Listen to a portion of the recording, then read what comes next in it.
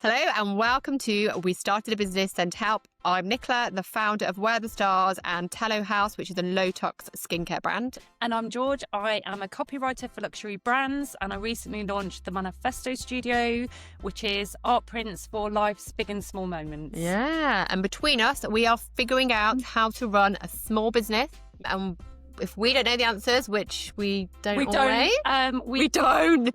We call in the experts, and we've had some amazing experts. We've got some amazing ones lined up who will help us all with practical tips that won't cost a huge amount of time or your money. And here we are. So if you want to join us for the highs, the lows, the learnings and all that's in between, then tune in every week because we'll be here. We will be here.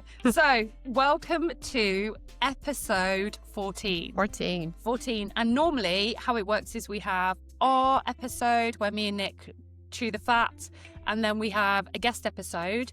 And we've actually got, next week we're recording back-to-back guest episodes, aren't we? Because now we're so efficient. So we thought this week we would make you the guest. Yeah, we thought we'd do something a bit different because we've had some really nice questions and we haven't really, we've been collecting them, let's say, for today. Yeah. So we thought we would answer some questions that you guys. I sound like a 5-year-old YouTuber. Yeah. So, and also a big shout out to Emma, who is a managing partner at an amazing top-end agency in London. She tagged us in a LinkedIn post. Yeah. And thank you for listening, Emma. Big shout out to you. Because in our last episode, we talked about visibility and getting out there even when you feel uncomfortable. And what she listened to the episode, and then she took her first step of posting on LinkedIn. Getting over her ick and just bloody doing it. So congrats, Emma. Can we get a little bit of a applause? Let's clap for Emma. Click for Emma. Oh, click for Emma. And after we got that feedback and we had a few questions that we'd been saving up, we thought, well, let's go through them. Yeah, let's do that. So actually, I think every job nowadays require you to step out, being on some sort of social platform. I mean, I guess I don't know any jobs that don't, but I'm not in a world where that doesn't happen. I don't know. I guess you have to. So these are some of the questions. What we will promise you is we're not going to name the person who gave the questions or any confessions. We might sing that these are my confessions. Oh no, we need to do a highs, lows and learning. So I would say this week my high, new for one of the brands that I do copywriting for, I had a new contact there. So it's always a bit squeaky bum time when you have a new contact because you've got to prove yourself all over again. What you start from day zero. And actually it was quite a challenging project. Nick was there, we've been co-working, and she's seen the Excel spreadsheet that I've had to work and lose my shit about quite a few times. But actually I got good feedback from that. Got very good feedback. And I've had some manifesto orders, and just before we recorded this I got a request from a company asking whether they can put it up in the office. I'm trying to say yes because it's interrupting. Because I have to. It's going to nod hard. Yeah, we've been learning. It's a hard nod. Nick's been researching what we need to do to not talk over each other, but I'm sure we'll last about 2 minutes. I think equally the same thing. Working with a new contact, it felt like what should have been a shorter project has been quite time intensive, but I guess you just learning each other's way of working. And learning is to lean in when things go sideways. So Livs was at home yesterday. She's 7. She should have been at school. She had too much chocolate milk and was sick. And so we had to keep her home to make sure it wasn't a stomach bug. So didn't get as much work as I needed to do, but I didn't. Yeah, but you did it. You did. Yeah. Yeah. And what about you? I've got a giggle, sorry. Okay, let's start with the lows. I think the low is continuingly kind of, I'm not going to harp on about the Instagram going down, but I feel like I've had a bit of like reflection on that, and it hurt a little bit more than I thought it did originally.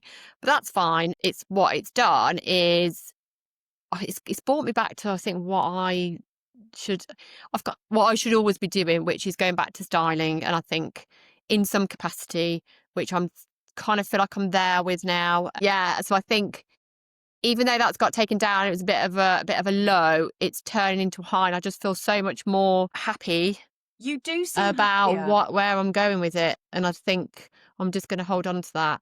You do And seem a lot happier. And also, you're back on social, yeah, showing up. yeah. So I think the learning from that is, although, this happens a lot, although it's a bit of a blow turns into a blessing. Sorry, I'll be right back. I'm just going to go and get t-shirts made. Maybe not the word blow. I don't know. The blessing is the blow. Whatever. I can't even. I can't. Okay. Well, anyway, so moving swiftly on. Swiftly. So now we can do the listener questions. Yeah. So first off, thank you for everyone who keeps sending us Yeah. stuff or telling us. We've had some great feedback, which is good because sometimes we're just sat on this sofa going, all right. And to be honest, it's good. Like the numbers are going up of people Yeah. listening. So yeah, we're very grateful. So first question that we've had is, how do you actually bounce back when a launch flops? Well, yeah, I think it is tough, isn't it? Blimey. Well, what's a flop anyway? I guess where are you starting? What are your expectations Yeah. of your launch? I mean, everyone's got different expectations, haven't they? I guess set realistic expectations. Don't expect too much, therefore you can't be as disappointed. But in life, you either bounce back or, you run away, and what can you learn from it? It sounds really boring, doesn't it? And people go, what do you learn from it? But like that is life, isn't it? If anything I've learned along the way over the years is that like there is a learning from everything. Yeah, one thing that Lizzie and I learned from doing the parenting app thing that we did, the question that really stuck with us, and everybody should ask themselves is, so what? Why now? Why should a customer give a shit? Yeah. So I guess you grieve, you take it on the chin. I've had loads of failures and flops. Yeah, I mean, what is a failure anyway? Because it should, well, we shouldn't say failure, should we? It's just No, it's a learning. So the what can you learning. do what can you do differently? What can you take from it? What can you just go again? Just rise, go again, go. Let's go. Okay, so next question is, oh, this is a good one.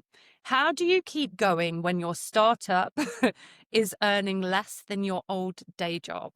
Yeah, it's a good one. That is tricky, but again, I think that depends on where you're at in life. I mean, for me, I can talk from my own experience, and that's when I started Where the Stars, I'd given up my full-time job because I was a mum. Yeah. And I knew I wanted to go to work, but I didn't want to go back into an office job.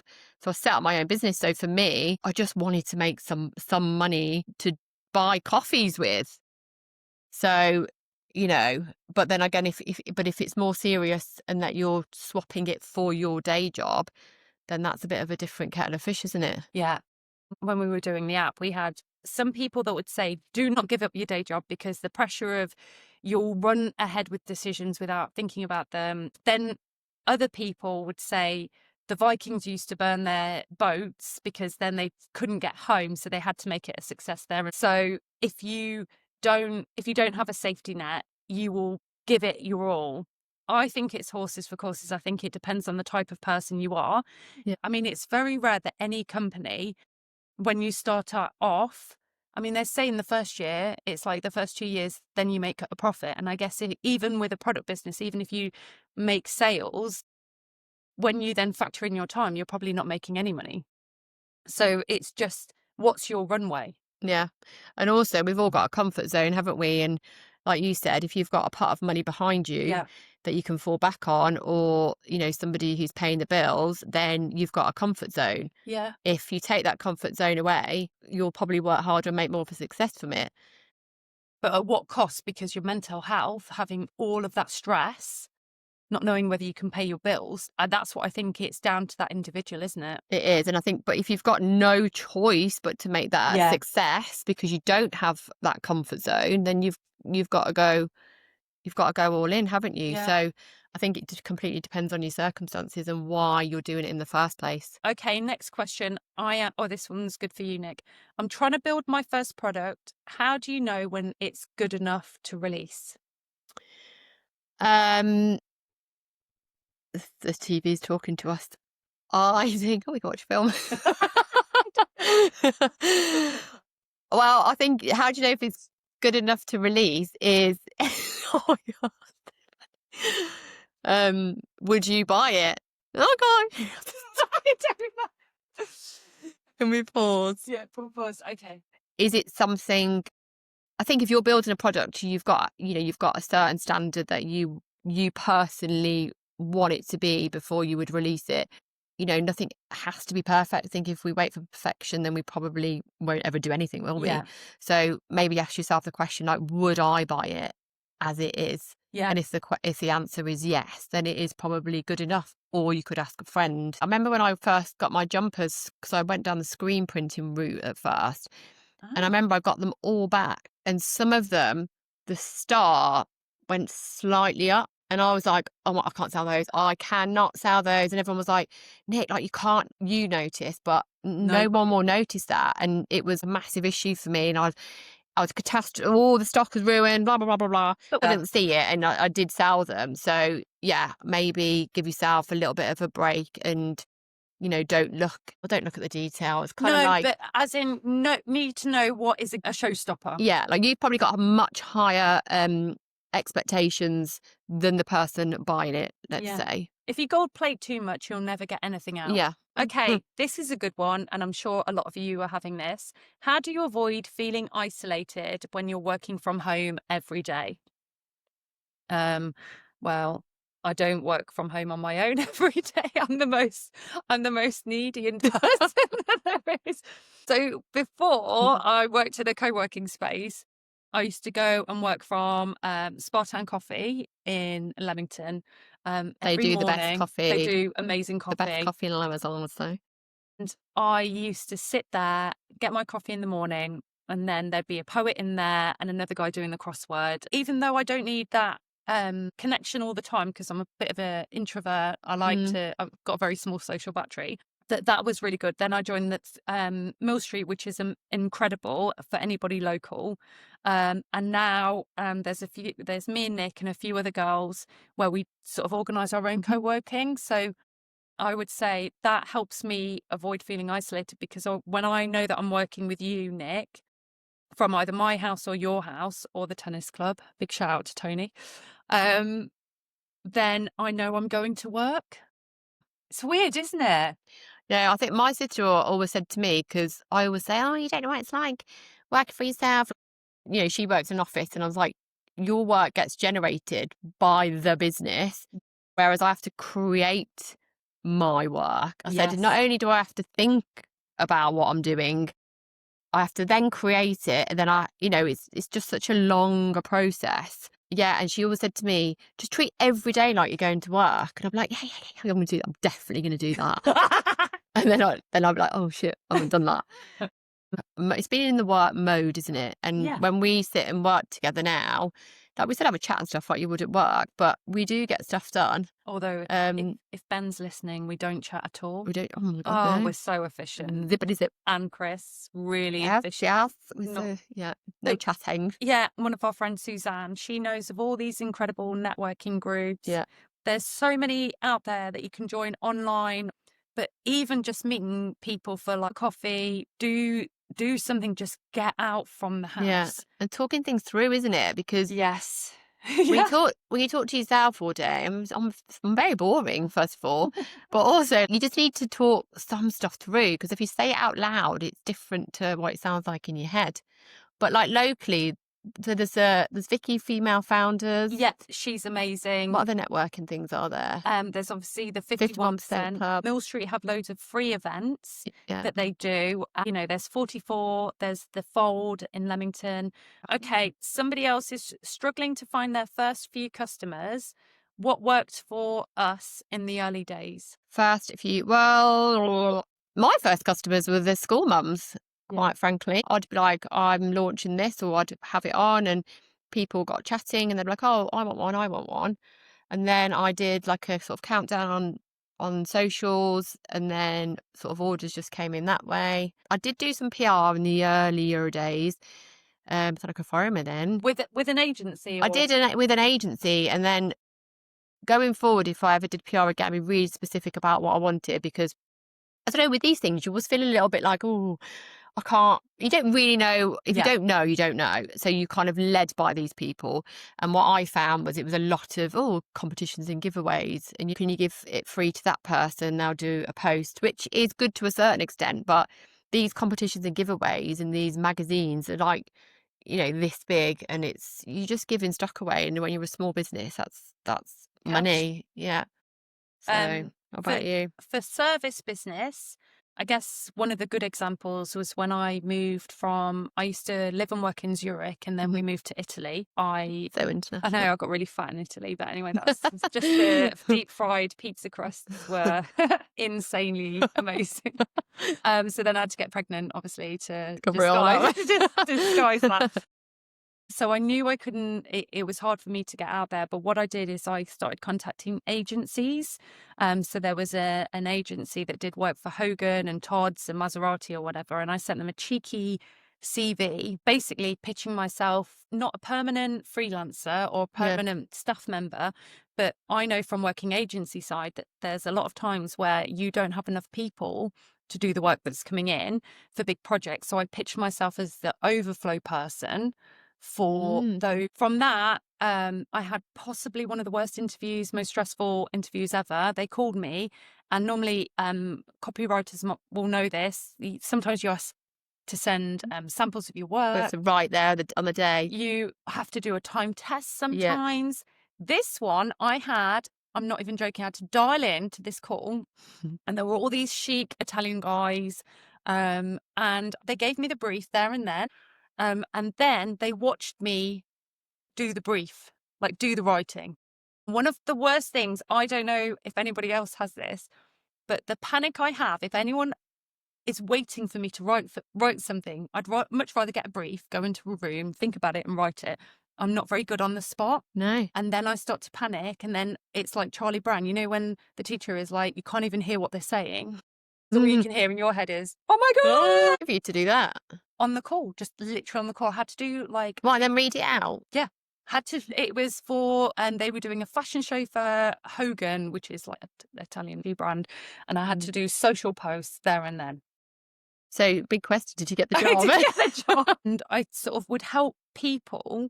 And I guess this is what I've done at the beginning. Like I would do stuff, but I've never got out of this habit. And this is a bit of an issue. I will help people for free. Yeah. To get that experience. But I guess at some point you've got enough experience, you don't need to keep doing that. So that's, and I know a few of my friends do the same, naming no names. And we need to get out of that habit because... I was going to say, it's a habit though, isn't it? Yeah, it's an opportunity cost. If you're doing that for somebody, also Ben, I don't do that all the time. So we know. Okay. For sure. For sure. Okay. Let's move on now. How do you say no? How do you say no without sounding ungrateful? No. When have you had to say no? Like, I guess loads of people ask for freebies for your jumpers. Yeah. Yeah, they did. Yeah, loads of people did. If I ever did a giveaway or someone asked me that they were raising money for a certain charity, if it was local or for the school or something like that, then I generally said yeah. But if I just got like random messages for people that were in Scotland, yeah, then I would have said no. Yeah. Because you can't do everything, and you can't keep giving stuff away. No, it costs you money and time. Yeah. I guess for the service part, for like copywriting and things, and anyone in a service thing, it is hard to say no because, that's a job, isn't it? That's money. Yeah. So when do you say no? I think it's taken me a long time to get here, but there's different ways to say no. So I'm sorry, I can't do that because I'm booked up for this long. Yeah. And normally if they're that pushy, they want it immediately. So that normally can get rid of somebody. Or you can say, I've had a few instances recently where people want something that isn't quite my niche or focus area. So I will say, thank you for contacting me. I'm not very suitable for this. However, I can recommend somebody else. So there's different ways of saying it, but always listen to that gut feeling. If you've got a funny feeling, those people that are pushiest, and also sometimes friends you know, I've been lucky, so I've not really had this, but I've heard from other people, friends can be pushy about getting stuff or mates rates I or was going to whatever. say, just literally popped in my head, discounts. Yeah. Yeah. And I think in that instance, maybe you say, this one I can help you with, or this part I can help you with, but the rest I can't. And because if they're already pushing you at that stage and they don't appreciate that you've got to actually earn cash for yourself and your family, then it's only going to spiral and get But worse. why should you anyway? I mean, this is a thing, isn't it? Why Yeah. should you discount yourself? Do they discount? Do they go, oh, do you know what? Only pay me £200 this week Yeah. because, oh, why not? Yeah. I'll do you a discount on my week's work. I think always think before you feel like you have to say yes because you feel guilty, think about what else you're saying no to by saying yes to that job you don't want to do. Yeah. That has helped navigate me. And yes, some people will get shitty with you. Okay. What about this one? I'm just of time. Do you Yeah. feel like everyone else is doing better than you, or is that just me scrolling too much?